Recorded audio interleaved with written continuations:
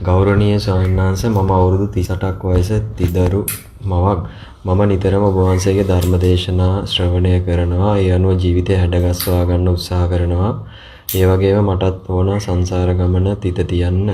නමුත් ස්වාමීන් වහන්සේ මට නිතර ප්‍රශ්න. අද ඉවර වෙයි හෙට ඉවර වෙයි බලන් හිටියත් ඉවර වෙන පාටක් නම් නැහැ. මට බය මැරෙන්න කලින් මගේ අරමුණට යන්න බැරි වෙයිද කියලා. මට අනුකම්පා කරලා පිළිතුරක් දෙන්න ස්වාමීන් වහන්සේ. මෙහෙමයි මාත්‍රිකින් ප්‍රශ්න තියෙන නිසානේ මහත් අපි මේ ධර්ම මාර්ගය තුල ගමන් ගන්නෙ. තේන්නේ? ප්‍රශ්න නැත්තම් ජීවිතේ අපි සිතූ සැප සම්පත් අපිට ලැබෙනවා නම් සිතූ ප්‍රාර්ථනා ඊට වෙනවා නම් මාත්‍යෝ නිවන් ලබන්න අවශ්‍ය නැහැ නේ. නිවන් මාර්ගයේ ගමන් කරන්න ඕමනාවක් නැහැ. සියලු දේ සපිරෙනවා. තේන්න? ඒ නිසා ඉතින් ප්‍රශ්න කියන කාරණේ ලෞතර බුදුරජාණන් වහන්සේට තිබ්බා. උන්වහන්සේ වැළීම් ගැටීම් උපේක්ෂා නැති වුණා. අතීතයේ වැඩි හිටිය සෑම රාතන් වහන්සේ නමකට තිබ්බා. තේන්නේ? උග්‍ර ගෘහපතිවරයාට තිබ්බේ නැද්ද? විසාකා උපාසිකාවට තිබ්බේ නැද්ද? සෝවාන් ඵලයටපත් වෙලා. ඒ නිසා ප්‍රශ්න කියන කාරණේ, ගැටලු කියන කාරණේ, දුක කියන කාරණේ, ජාති ජරා ව්‍යාධි මරණ ශෝක පරිදේව දුක්ඛ දෝමනස්ස ප්‍රියන්ගෙන් වෙන්වීම අප්‍රියන් එක්කින් මේකේ දුක්ඛ සත්‍ය කියන්නේ. ඉතින් මේ දුක්ඛ සත්‍ය තුල අපි සියලු දෙනෙක් ඉන්නවා උතුම් චතුරාර්ය සත්‍ය අවබෝධ කරන මොහොත දක්වා. එනට ඒකෙන් අපිට මිදෙන්න බෑ. ඉතින් ඒ නිසා දුක කියන කාරණේ ජීවිතේට තියෙනවා. දුක කියන කාරණේ ලෝකයේ තුල තියෙනවා. නමුත් ඉතින් අපි තේරුම් ගන්න ඕනේ දුක ඇති වෙන්න හේතුව කුමක්ද කියන කාරණේ. උතනයි කල්පනා කරන්න ඕනේ. නැතුව දැන් උතනේ නෝනා කරන්නේ දුකට ගැටෙනවා. දුකට ගැටෙනවා කියන කාරණයෙන් අපි චතුරාර්ය සත්‍ය බැහැරට යනවා. ඉතින් ඔබට ධර්මයේ අවශ්‍ය නම්, චතුරාර්ය සත්‍ය අවශ්‍ය නම්, සෝවාන් ඵලය අවශ්‍ය නම් ඔබ දුකට ගැටිලා හරියන්නේ නැහැ.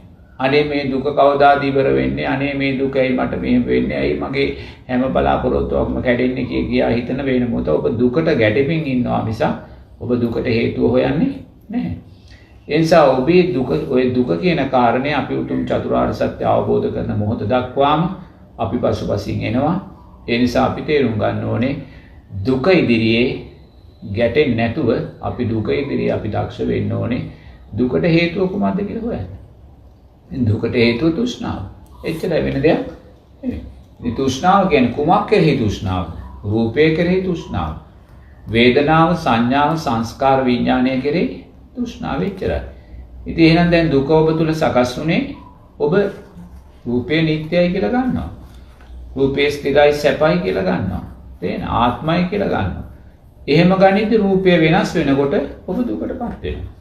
රූපේ වෙනස් වෙනවානේ. මේක සතර මා ධාතුන් හේතුන් රූපයක් නේ.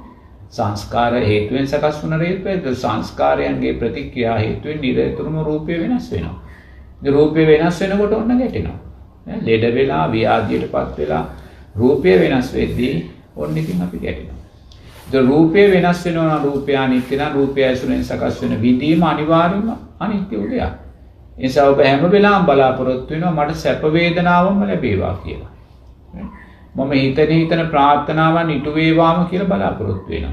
ඉතින් එහෙම වුණොත් ඒවා ඒ විදිහට සිද්ධ වෙන්නේ නැහැ. ඒ ඉතින් ජීවිතය කියන්නේ අවිද්‍යාව හේතුවෙන් සකස් වූ සංස්කාර. ඒතර මේ සංස්කාරය කියන්නේ නිරතුරුවම වෙනස් වෙන ස්වභාවික ධර්මතාවය. ඒ සංස්කාරයන් අනිත්‍යයි. ඉතින් සංස්කාරයන් අනිත්‍ය වෙනකොට අපේ විඳි වෙනස් වෙලා යනවා. ඒ නිසා ඔබ ආදී යමක් ගැන සතුටු වෙනවා. ඒ දේ නිසා මේට ඔබට දුක අත් වෙනවා. ඉතින් ඒක දුක අත් වෙද්දී ඔබ දකින්න ඕනේ ඒ දුක අත්ුනේ කුමක් නිසාද? හේතුඵල ධර්මය සංස්කාරයන්ගේ අනිත්‍යභාවය. ඒ නිසා ඔබ මේ ප්‍රශ්න ගොඩක් මැද්ද ජීවත් වෙනවා නම් ඒ ප්‍රශ්න වල විසඳුමකුත් නැත්නම් ඉතින් ඒකට හේතුව වෙන දෙයක් නෙමෙයි.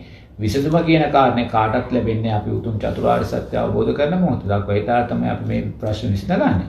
ඉතින් ඒතෙක් අපි දක්ෂ වෙන්න ඕනේ අපේ ජීවිතයේ අපේ ප්‍රශ්න චතුරාර්ය සත්‍ය තුල විසිරෝල දැකලා දෙයනේ මේ සකස් වෙන හැම දුකක්ම සකස් වෙන්නේ මේ සංස්කාරය නිත්‍ය වශයෙන් ගන්න නිසා නැත්නම් මේ රූප වේදනා සංඥා සංකාර විඥානය නිත්‍ය වශයෙන් ගන්න නිසා ඒ නිසා නිරතුරුවම මම මේ දුක සකස් වෙන්නේ තෘෂ්ණාව කියන කාරණේ නිසා කියලා දැනගෙන අපි කරන්න ඕනේ මොකද්ද?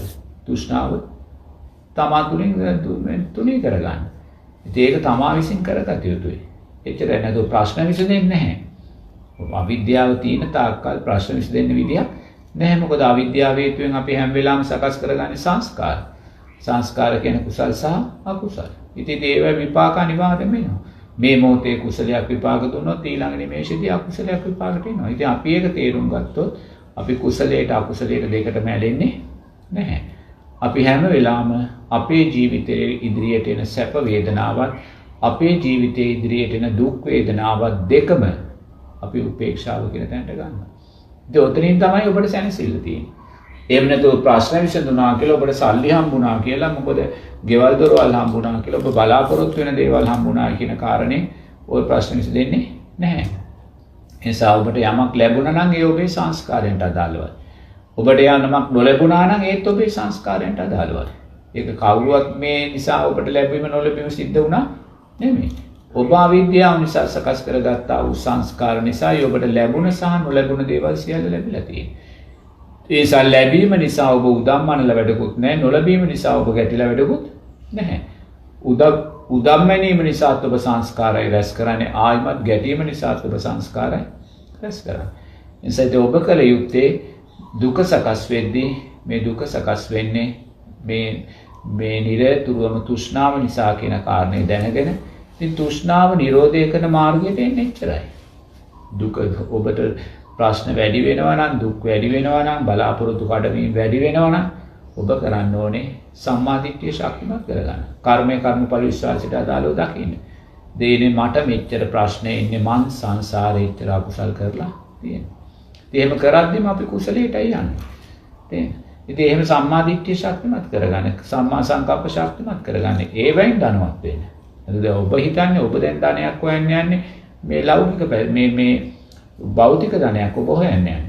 මට ප්‍රශ්න වැඩි, මේවා වැඩි, ඒ නිසා මට වැඩිපුර ආදායමක් එන්න ඕනේ, මට සූප් එකක් හැදෙන්න ඕනේ, මට කවුරු හරි සල්ලි ගෙනල්ලා දෙන්න ඕනේ, මට මැණිකක් පහළ වෙන්න ඕනේ, මට හොඳ රැකියාවක් ලැබෙන්න ඕනේ. ඉතින් ඒව ලැබෙන්න නම් ඉතින් ඒව නොලැබෙනවා නම් කාගේවත් වරදක් නෙමෙයි. ඒ ලැබීමට අදාළ සංස්කාර අපේ දුර්වලයි. ඉතින් ලැබීමට අදාළ සංස්කාර දුන්නා නම් ඔබ දක්ෂ වෙන්න ඕනේ. බුදුරජාණන් වහන්සේ මාර්ගය කියලා තියෙනවා. ඒ මාර්ගය කියන්නේ අපේ නොලැබීමට ගැටි ඉන්න එක නෙමෙයි. ලැබීමට ඇලෙන එකකුත් නෙමෙයි. ඒ නිසා මේ මාර්ගය තමයි ආරෂ්ඨාංගික මාර්ගය ශක්තිමත් කරගන්න. සම්මා සංකප්ප ශක්තිමත් කරගන්න, සීලය ශක්තිමත් කරගන්න, සම්මා වායාමයන් ශක්තිමත් කරගන්න. තේන්න. එතකොට ඔබ තුල සති සම්මා සතිය ඇති වෙයි. ඒ සම්මා සතියෙන් ඔබට පුළුවන් සම්මා සමාධිමත් හිතක් ඇති කරගෙන ඔබ හොයන ධර්මයට අදාළව ඔබේ ජීවිතය ගොඩනගා ගන්න. හොඳයි. එහෙම නැත්නම් ඔබට කොච්චර ලෞකික දේවල් ඔබ බලාපොරොත්තු වෙන භෞතික සම්පත් ඔබට ලැබුණා, ඒ භෞතික සම්පත් කවදාකවත් ඔබ සම්මා සමාධියකට අරන් යන්නේ නැහැ. මොකද අපි සෑහෙන්නේ නැහැ කොතනකදීවත්. අපි මේක ලැබෙන්න ඕනේ කියලා හිතුවොත් ඒ ලැබුණ දේෙන් අපි සෑහෙන්නේ නැහැ. ඒක ලැබුණාට පස්සේ අපි ඊට වඩා ලොකු දෙයක් බලාපොරොත්තු වෙනවා. තේරෙනවද? ඒක බලාපොරොත්තු වෙනවා. ඉතින් ඒ නිසා අපි එතනින් අපිට කවදාකවත් සතුටු වෙන්න බෑ. ඒ නිසා බුදුරජාණන් වහන්සේ ඔබට සතුටු වෙන තැනක් කියනවා. නිදහස් වෙන තැනක් කියනවා. ඒ නිදහස් වෙන කියන තැන තමයි උතුම් ආරෂ්ඨාංගික මාර්ගය. නිසා ප්‍රශ්න ඉදිරියේ ඔබ ආරෂ්ඨාංගික මාර්ගයේ ශක්තිමත් කරගන්න. එතකොට කුසල් පක්ෂයේ වැඩි වෙලා ඔබට ලැබෙන්න තියෙන යහපත් සංස්කාරය ලැබෙයි.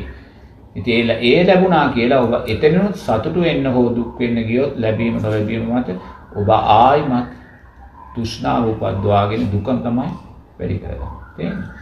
ඒ නිසා ඉතින් අපි දක්ෂ වෙන්න ඕනේ ලැබීම නොලැබීමට ඇලෙන්නේ ගැටෙන්නේ නැතුව ලැබීමත් නොලැබීමත් ඔබේ සම්මා සමාධිමත් හිතක් උදෙසා ඇති කරගන්න.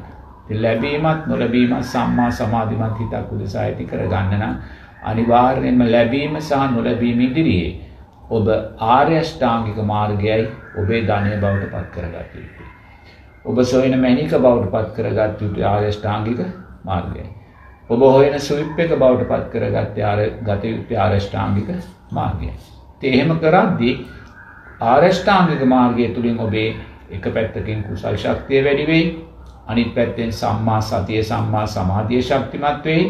එහෙම ශක්තිමත් වුණාම ඉතින් අපිට පෙනෙයි, ඔබට පෙනෙයි පංච උපාදානස්කන්ධය කොයිසා සස්ත්‍රීක වුණත්, කොයිසා මේ දුර්වල වුණත් පුතේ සියලු සංස්කාරය අනිත්‍යයි කියන කාරණය ඔබ දකින්න.